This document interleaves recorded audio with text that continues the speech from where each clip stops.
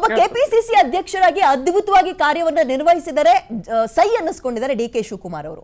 ಇನ್ನು ಮುಂದಕ್ಕೆ ನಾವು ಅವ್ರನ್ನ ಸಿಎಂ ಆಗಿ ನೋಡ್ತಾ ಇದೀವಿ. ಹಾಗಾದ್ರೆ ಇನ್ನು ಮುಂದಕ್ಕೆ ಯಾವ ಪ್ರಮಾಣದ ಬೆವರು ಸುರಿಸಬೇಕಾಗುತ್ತೆ ಅಂತ ನಿಮ್ಗನ್ಸತ್ತೆ? ಎಲ್ಲರನ್ನು ಸಂಭಾಳಿಸ್ಕೊಂಡು ಹೋಗೋದಾಗಿರ್ಬೋದು. ಎಂತ ಸಮಸ್ಯೆ ಕಾಂಗ್ರೆಸ್ಗೆ ಅಂದ್ರೆ ಡಿ ಕೆ ಶಿವಕುಮಾರ್ ಅಷ್ಟು ದಕ್ಷ ಮತ್ತು ಸಾಮರ್ಥ್ಯ ಇರುವಂತ ಇನ್ನೊಬ್ಬ ಕೆಪಿಸಿ ಅಧ್ಯಕ್ಷನ ಹುಡುಕೋದೇ ಕಷ್ಟ ಆಗ್ಬಿಟ್ಟಿದೆ ಅವ್ರಿಗೆ. ಈಗ ಎಲ್ರು ಮಾತಾಡ್ತಾ ಇರೋದೇನು ಅಂದ್ರೆ ಈ ಜಾತಿಯವರ ಲೆಕ್ಕಾಚಾರ ಮತ್ತು ಇತ್ಯಾದಿ ಅಹಿಂದ ಮತ್ತೊಂದು ಲಿಂಗಾಯತ ಒಕ್ಕಲಿಗ ಈ ರೀತಿ ಮಾತಾಡ್ತಿದ್ದಾರೆ ವಿನಾ ಡಿ ಕೆ ಶಿವಕುಮಾರ್ 2022ರಿಂದ 2023ರವರೆಗೂ ಯಾವ ರೀತಿ ರಾಜ್ಯಾದ್ಯಂತ ಒಂದು ಸಂಚಲನ ಮೂಡಿಸಿದಂಗೆ ಮಾಡಿ ಪಕ್ಷವನ್ನು ಕಟ್ಟಿದ್ರಲ್ಲ, ಆ ರೀತಿ ಪಕ್ಷವನ್ನು ಕಟ್ಟುವ ಇನ್ನೊಬ್ಬ ಕಟ್ಟಾಳು ಯಾರು ಅನ್ನೋದೇ ಸಿಗ್ತಾ ಇಲ್ಲ ಕಾಂಗ್ರೆಸ್ ಪಕ್ಷಕ್ಕೆ ಈಗ. ದಟ್ಸ್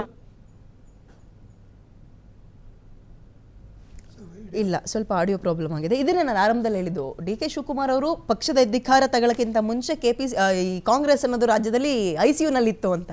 ಈಗ ಕಾಂಪಿಟೇಷನ್ಗೆ ಎದ್ದು ನಿಂತಿದೆ ಅಂದ್ರೆ ಅವರ ಸಂಘಟನಾತ್ಮಕ ಚತುರತೆ ಯಾವ ಪ್ರಮಾಣದಲ್ಲಿದೆ ಅಂತ ನೋಡ್ಬೇಕಾಗುತ್ತೆ. ಹಾಗೆ ನಾನು ವಿನಾಯಕ್ ಅವರೇ ನಿಮ್ಮನ್ನು ಮಾತಾಡ್ಸೋದಾದ್ರೆ, ಎಷ್ಟು ನಿರಾಳತೆ ಇದೆ, ನಿರೀಕ್ಷೆಗಳನ್ನು ಇಟ್ಕೊಂಡಿದ್ದೀರಿ, ಇವತ್ತೆಷ್ಟು ನಿರಾಳತೆ ಇದೆ?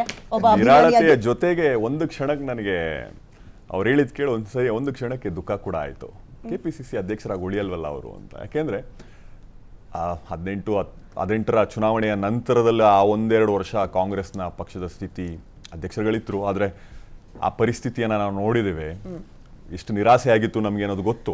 21ರಲ್ಲಿ ಅವರು ಅಧಿಕಾರವನ್ನು ಸ್ವೀಕಾರ ಮಾಡಿದ ನಂತರ, ಅಧ್ಯಕ್ಷರಾದ ನಂತರದ ದಿನಗಳಲ್ಲಿ ಅವರ ಕಾರ್ಯವೈಖರಿ, ಅವರು ಆಡಳಿತಕ್ಕೆ ಎಷ್ಟು ಪ್ರಾಮುಖ್ಯತೆಯನ್ನು ಕೊಟ್ಟರು, ಪಕ್ಷ ಸಂಘಟನೆಗೆ ಅಷ್ಟೇ ಪ್ರಾಮುಖ್ಯತೆಯನ್ನು ಕೊಡ್ತಿದ್ರು. ಯಾವ ಸಭೆಗಾದರೂ ಬರ್ತಿದ್ರು ಪಕ್ಷದ, ಯಾವ ಯುವ ಕಾಂಗ್ರೆಸ್ನ ಯಾವುದೋ ಸಭೆ, NSUIನ ಯಾವುದೋ ಕಾರ್ಯಕ್ರಮ, ಕಾರ್ಯಕಾರಿಣಿ ಸಭೆಗಳು, ಎಲ್ಲದಕ್ಕೂ ಬರೋರು.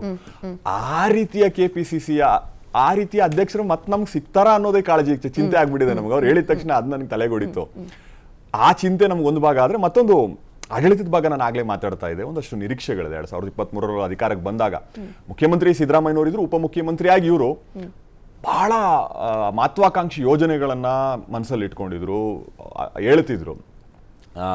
ಗ್ಯಾರಂಟಿಗಳ ಕಾರಣಕ್ಕಾಗಿ ಒಂದು 6 ತಿಂಗಳು ಒಂದಷ್ಟು ಯೋಜನೆಗಳು ಸ್ವಲ್ಪ ತಡ ಆಯಿತು. ಅದು ಅವರು ಕೂಡ ಪರೋಕ್ಷವಾಗಿ ಒಪ್ಕೊಂಡಿದ್ದೌದು.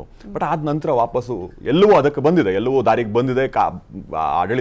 ಆಡಳಿತ ದಾರಿಗೆ ಬಂದಿದೆ. ಜೊತೆಗೆ ಯೋಜನೆಗಳು, ಹೊಸ ಯೋಜನೆಗಳನ್ನು ತಂದಿದ್ದಾರೆ.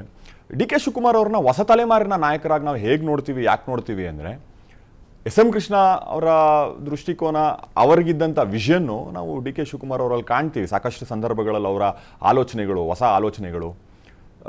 ಉದಾಹರಣೆಗೆ ಬೆಂಗಳೂರಿಗೆ, ವಿಶೇಷವಾಗಿ ಬೆಂಗಳೂರಿನಲ್ಲಿ ಟವರ್ದೊಂದು ಬಹಳ ಯಾರು ಯೋಚನೆ ಮಾಡಲಿಲ್ವಲ್ಲ. ಬೆಂಗಳೂರಲ್ಲಿ ಹಳೆ ಅಂದರೆ ಸ್ವತಂತ್ರ ಪೂರ್ವದಲ್ಲಾದಂಥ ಒಂದಷ್ಟು ಪ್ರೇಕ್ಷಣೀಯ ಸ್ಥಳಗಳನ್ನು ಬಿಟ್ಟರೆ, ಹೊಸ ತಲೆಮಾರಿನವ್ರು ನಾವು ಏನು ಕಟ್ಟಿದ್ದೀವಿ? ವಿಧಾನಸೌಧ, ಹೈಕೋರ್ಟು, ಲಾಲ್ಬಾಗು, ಕಬಂ ಪಾರ್ಕ್ಗಳು, ಸ್ಟೇರ್ ಸ್ಟ್ರೀಟು, MG ರೋಡ್ ಬಿಟ್ಬಿಟ್ರೆ ಏನಿದೆ ಬೆಂಗಳೂರಲ್ಲಿ ಅನ್ನೋ ಒಂದೇ ಒಂದು ಪ್ರಶ್ನೆ ಅದಕ್ಕೆ. ಯೋಚನೆ ತುಂಬಾ ಚೆನ್ನಾಗಿತ್ತು, ಅದನ್ನ ಇಂಪ್ಲಿಮೆಂಟ್ ಮಾಡೋದ್ರಲ್ಲಿ ಮಾಡ್ತಿಲ್ಲ ಅಂತ ನಿಮ್ಗೆ ಅನಿಸ್ತಿದ್ಯಾ? ನನ್ಗೆ ಮಾಡ್ತಿದ್ದಾರೆ ಅಂತ ಅಂತಲ್ಲ, ಇಂಪ್ಲಿಮೆಂಟ್ ಮಾಡ್ತಾ ಇರೋದ್ರಲ್ಲಿ ಯಾವ ಸ್ಥಾನದಲ್ಲಿ ಇದ್ದಾರೆ ಅಂತ ನಿಮ್ಗೆ ಅನ್ಸುತ್ತೆ?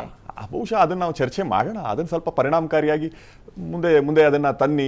ನೀವು ಇನ್ನು ಪೂರ್ತಿ ನೀವೇ ಮುಖ್ಯಮಂತ್ರಿ, ನಿಮ್ಮ ಯೋಜನೆಗೆ ನೀವೇ ಅವಕಾಶ ಕೊಡದಿದ್ರೆ ಸಮಯ ತುಂಬಾ ಕಡಿಮೆ ಇದೆ, 2 ವರ್ಷ ಇದೆ. ಅದನ್ನ ಮನ್ಸು ಮಾಡಿದ್ರೆ 2 ವರ್ಷದಲ್ಲಿ ಆಮೇಲೆ ಈಗ ಆರಂಭದಲ್ಲಿ ಸರ್ ಸಾಮಾನ್ಯವಾಗಿ ಹೆಂಗಾಗುತ್ತೆ ಅಂದ್ರೆ, ಯಾರು ಅಧಿಕಾರವನ್ನ ಹೊಸದಾಗಿ ವಹಿಸ್ಕೊಂಡಾಗ ಒಂದು 2 ತಿಂಗಳ ಕಾಲ ಅಥವಾ ಒಂದು 60-70 ದಿನ ಹನಿಮೂನ್ ಪೀರಿಯಡ್ ಅಂತ ಬಿಟ್ಬಿಡ್ತಾರೆ, ಕೂಲ್ ಪೀರಿಯಡ್.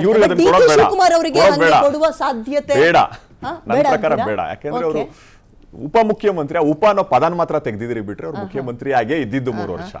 ಉಪ ಅನ್ನೋ ಪದಾನ್ ತೆಗೆದಿದ್ರಿ. ಸೊ ಅವ್ರು ಹಂಗೆ ಅನ್ಬೋದು. ನಾನೊಬ್ಬ ಅಭಿಮಾನಿಯಾಗಿ ಅದನ್ನೇ ಹೇಳ್ತೀನಿ, ನನಗೆ ಅದ್ರದ್ದೇನು ಸಮಸ್ಯೆ ಇಲ್ಲ. ಪ್ರಶ್ನೆ ಎಷ್ಟು ನಿರಾಳ ಅನಿಸ್ತಾ ಇದೆ ಫ್ಯಾನ್ಸಿಗೆ, ಅದ್ ಹೇಳಿ. ನಿರಾಳ ಅಂತ ಅನಿಸ್ತಿತ್ತು, ಅಲ್ಲ ನಿರಾಳ ಅನಿಸ್ತಿತ್ತು. KPCC ಅಧ್ಯಕ್ಷರ ಹುದ್ದೆ ಬದಲಾಗತ್ತೆ ಅನ್ನೋ ಒಂದು ಕ್ಷಣಕ್ಕೆ ನನಗೆ ನೋವಾಯ್ತು, ಮಾತು ಕೇಳಿ ಸ್ವಲ್ಪ ಬೇಜಾರಾಯ್ತು. ಇನ್ನು ಆ ರೀತಿಯ ಅಧ್ಯಕ್ಷರು ಕಾಂಗ್ರೆಸ್ ನಲ್ಲಿ ಯಾರಿಗೂ ಆತರದ್ದು ಸಾಮರ್ಥ್ಯ ಅನ್ನೋದ್ರ ಆಯ್ತು. ನಾನು ನಿಮಗೆ ಆ ರೀತಿ ಕೇಳಿದಿರಿ ಅಂದ್ಮೇಲೆ ಮೋದಿನ ಬಿಟ್ರಿ ಯಾರಿದ್ದಾರೆ ಅಂತ ನಾನು ಕೇಳ್ತೀನಿ. ಸಾಮರ್ಥ್ಯ ನನ್ನ ಕಣ್ಣಿಗಂತೂ ಯಾರು ಕಾಣಿಸ್ತಿಲ್ಲ. ಆ ರೀತಿ ಹೆಸರುಗಳನ್ನ ನಾವು ಕೊಡ್ತೀವಿ, ಆ ರೀತಿ ಹೆಸರುಗಳನ್ನ ನಾವು ಕೊಡ್ತೀವಿ. ಕಾಂಗ್ರೆಸ್ ನಲ್ಲಿ ಸತೀಶ್ ಜಾರಕಿಹೊಳಿ ಇದ್ದಾರೆ, ನಾನೊಬ್ಬ ನನ್ನ ಪರ್ಸ್ಪೆಕ್ಟಿವ್ ಅಲ್ಲಿ ಯೋಚನೆ ಮಾಡಬೇಕು. ನಾನೊಬ್ಬ ಅವರ ಅಭಿಮಾನಿ ಆಗೋ ಫಾಲೋವರ್ ಆಗೋ ನಾನು ಯೋಚನೆ ಮಾಡ್ತಿದ್ದೀನಿ. ನನಗೆ ಅವರು ಅಲ್ಟಿಮೇಟ್ ಇಲ್ಲ ಅಂತ ನಾನು ಹೇಳ್ತಿರೋದಲ್ಲ, ನನಗೆ ಅವ್ರ ಅಲ್ಟಿಮೇಟ್, ಅವ್ರನ್ನ ಬಿಟ್ಟು ಬೇರೆ ಯಾಕೆ ಇಲ್ಲ ಅಂದ್ರೆ ಯೂತ್ಸ್ ಏನಾಗುತ್ತೆ? ಅವ್ರನ್ನ ತುಂಬಾ ಇಷ್ಟಪಡ್ತಾರೆ ಡಿ ಕೆ ಶಿವಕುಮಾರ್ ಯುವಕರ ಅವ್ರ ವರ್ಕಿಂಗ್ ಸ್ಟೈಲ್. ಅದೇ ನಾನು ಯುವಕರ ಕಾಂಗ್ರೆಸ್ನ ಹಿನ್ನೆಲೆಯಿಂದ ಬಂದವನಾಗಿ ಯುವ ಕಾಂಗ್ರೆಸ್ನ ಅವರು ಟ್ರೀಟ್ ಮಾಡೋ ರೀತಿ, ಯುವಕರನ್ನ ಅವ್ರು ಟ್ರೀಟ್ ಮಾಡೋ ರೀತಿ ಯಾಕೆ ನಾವು ನೋಡಿದೀವ್ರಿ ಅವ್ರನ್ನ. ಅಧಿಕಾರ ಬಂದ ಆತರ ಅವ್ರೇನಾದ್ರು ಕೆಲಸ ಮಾಡಿದ್ರೆ ಇದೊಂಥರ ಉಡುಪಟ್ಟು ಅಂತಾರಲ್ಲ ಹಂಗೆ ಮುಗ್ಸ ತನಕ ಬಿಡಲ್ಲ ಅಂತನ. ಅದೊಂದಷ್ಟು ವಿಷಯಗಳಿವೆ. ಸರಿ, ಯುವ ಕಾಂಗ್ರೆಸ್ಗೆ ಅವರು ಕೊಡುವಂತ ಸ್ಫೂರ್ತಿ, ಅವರು ಕೊಡುವಂತ ಪ್ರಾಮುಖ್ಯತೆ, ಕಾಂಗ್ರೆಸ್ ಯಾವಾಗ ಅಧಿಕಾರಕ್ಕೆ ಬಂದ್ರು ಕೂಡ ಯುವ ಕಾಂಗ್ರೆಸ್ನಿಂದ ಒಂದಷ್ಟು ಜನಕ್ಕೆ ಮತ್ತೆ NSUI ಇಂದ ಅಷ್ಟು ಜನಕ್ಕೆ ನಿಗಮ ಮಂಡಳಿಗಳಲ್ಲಿ ಒಂದಷ್ಟು ಸ್ಥಾನಗಳನ್ನ ಕೊಡುವ ಪದ್ಧತಿ ಮೊದಲಿಂದಲೂ ಇದೆ. ಆದ್ರೆ ಡಿ ಕೆ ಶಿವಕುಮಾರ್ ಅವರು ವಿಶೇಷವಾಗಿ ನೋಡಿ, ನಮ್ಮ ಕೀರ್ತಿ ಗಣೇಶ್ ಅವರು ಅಭಿವೃದ್ಧಿ ಪ್ರಾಧಿಕಾರದ ಅಧ್ಯಕ್ಷರಾಗಿದ್ದಾರೆ, NSUI ಅಧ್ಯಕ್ಷರು. ಹೇಗಿದ್ರು ಒಂದು 5 ವರ್ಷದಿಂದ ಅವರು ಅಧ್ಯಕ್ಷ ಆಗೋಕ್ಕಿಂತ ಮುಂಚೆ ಒಬ್ಬ ಸಾಮಾನ್ಯ ಕಾರ್ಯಕರ್ತ, ನಂತರ ಸಾಮಾನ್ಯ ಕಾರ್ಯಕರ್ತ. ಆ ವ್ಯಕ್ತಿ ಎಲ್ಲಿದ್ದಾರೆ ಇವತ್ತು? ನಮ್ಮ ಯೂತ್ ಕಾಂಗ್ರೆಸ್ನ ಅಧ್ಯಕ್ಷರು ಒಂದು ಟರ್ಮ್ ಎಲೆಕ್ಷನ್ ಕೂಡ ಸ್ಪರ್ಧೆ ಮಾಡಿದ್ರು ಅವರು ಬೆಂಗಳೂರಿನ ಒಂದು ಭಾಗದಿಂದ. ಎಲ್ಲಿದ್ರು? ಮಂಜು ಅವರಾಗ್ಲಿ ಅಥವಾ BV ಶ್ರೀನಿವಾಸ್ ಆಗ್ಲಿ, ನಮ್ಮ ಕೀರ್ತಿ ಗಣೇಶ್ ಎಲ್ಲ ಬಹಳ ಸಾಮಾನ್ಯ ಬಡವ್ರ ಮಕ್ಕಳು ಸ್ವಾಮಿ, ಲಿಟ್ರಲಿ ಹೇಳೋದಾದ್ರೆ ಬಡವ್ರ ಮಕ್ಕಳು ಒಬ್ಬ ಕಾರ್ಯಕರ್ತನೋ ಕರ್ಕೊಂಡ್ಬಂದ್ಬಿಟ್ಟು ಅಧಿಕಾರ ಕೊಡೋ ಸಣ್ಣ ವಿಷಯನ. ಇದಕ್ಕಿಂತ ನನ್ಗೆ ಸ್ಫೂರ್ತಿ ಆಗೋದಕ್ಕೆ ಇನ್ನೇನ್ ಬೇಕು ನನಗೆ? ನನ್ನಂತ ಒಬ್ಬ ಉದಯೋನ್ಮುಖ ಸಣ್ಣ ರಾಜಕಾರಣಿ ಆಗ್ಬೇಕು ಅನ್ನೋ ಆ ಕನಸುಗಳನ್ನು ಕಂಡಂತ ವ್ಯಕ್ತಿಗೆ ಇನ್ನೇನ್ ಬೇಕು? ಇಂಥ ಒಬ್ಬ ನಾಯಕ ಯಾವತ್ತೋ ಒಂದಿನ ಆ ವ್ಯಕ್ತಿ ಕಂಡಾಗ ನಾನು ಬಿದ್ದು ಬಿಡ್ತೀನ. ಆ ವ್ಯಕ್ತಿ ನನ್ನನ್ನು ನೋಡಿ, ಓ ಬಾರೋ ನೀನೇನೋ ಮಾಡ್ತೀನಿ ನಿನ್ಗೆ ಅಂತ ಅನ್ಬಿಡ್ತಾರ ಅಂತ ನನ್ನಂತ ಎಷ್ಟೋ ಜನ ಕಾಯ್ತಾ ಕೂತ್ಕೊಂಡಿದ್ದಾರೆ ಹೊರಗಡೆ. ಸೂಪರ್. ಓಕೆ,